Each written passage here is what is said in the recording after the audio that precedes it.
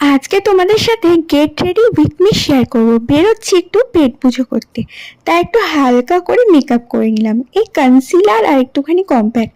আর এইবার একটু ভালো করে একটা উইং লাইনার ড্র করে নিলাম। লিপ লাইনার, এটা নিউড কালারের একটা লিপ লাইনার দিয়ে আমি লিপটাকে ড্র করে নিলাম। আর এবার একটা মাই গ্ল্যামের একটা লিপস্টিক লাগিয়ে নিলাম ড্রেসের সাথে ম্যাচিং করে। আর ড্রেসটা দেখতে পাচ্ছ একদম সিম্পল একটা কটনের কুর্তি, যেহেতু গরম পড়ে গেছে।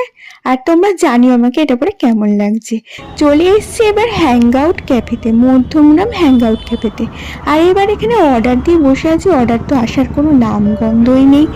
আর এই দেখো এখানে বসে বসে কয়েকটা ভিডিও করে ফেললাম, আর খুব সুন্দর সুন্দর কয়েকটা ছবিও তুলে ফেললাম।